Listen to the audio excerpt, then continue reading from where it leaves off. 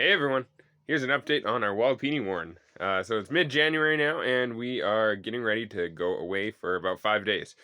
And some people might wonder, how do you go away for 5 days when you have rabbits or livestock? And it is possible. So I'm going to show you what we're going to do. And my hope is to eventually be able to do this without anyone coming in and helping. I do admit there is someone coming in to do water because I don't have an automatic watering system yet. That project will happen though. So we're here in the warren, and it is pretty toasty in here.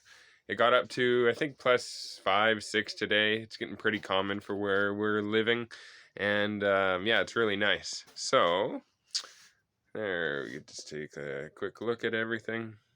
You can see a lot of hay on the cages. I'll explain that in a second. So yeah, we have hay on the cages. Let's take a look right over here. This is a mom. She's pregnant. She's due in a few days while we're gone. Shucks.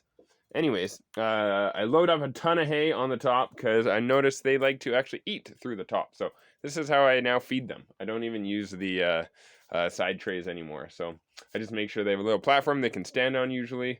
Often the nesting box. But the big rabbits can just stand up and eat it. No problem. So they're eating that way. I got these big hoppers. They're about 12 inches, and they'll last about a week at least, depending on how many rabbits are feeding in there and if you have any nursing mamas. So that'll last a week. That hay should last at least 5 days, and the water is the only thing that will have to get refreshed every day. But if you have a watering system, that's not a problem. Taking a look, here's our buckaroo. He's got lots of hay on top. Hello. Coming to say hi. He's super friendly. I like him. Hello. There's a little hole there. I need to do some repair before I have an escape. Luckily, he's pretty chunky. I got another mama in here. She's beautiful. Looks like a Dalmatian. I like this girl. Yeah, she's hiding.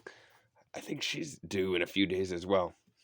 And here's a couple grow outs from the last grow outs that we had, because we had a bobcat incident kill most of them. But these guys are due to be eaten anytime. I'm letting it go for a few more months just to see what happens if you let them go for a little longer. Yeah, they'll eat more food, but it's all about experimenting. That's what farming is about, right? So a couple problems that we have had, and we've made a couple remedies, are in the corner here. You can see a little bit of sloughing down here. There's a bit of a hole that was just from the water coming down as the snow and ice and everything would melt. And what we did is we actually got a machine in the back to break up some of the frozen dirt and change the slope so the water runs away from it a little more. Should have paid more attention to that when I was digging it out with the excavator. So if you're doing this yourself, consider that. And this one over here, this is the other side that we just had issues with as well.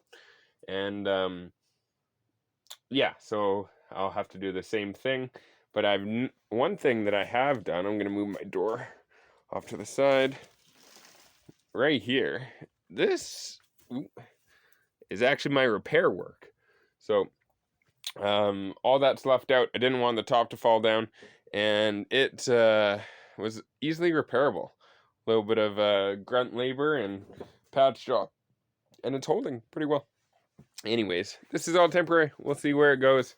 Maybe I'll do do concrete walls or cinder block walls in the future. But that is the Walipini warren, mid-January. Liking it so far.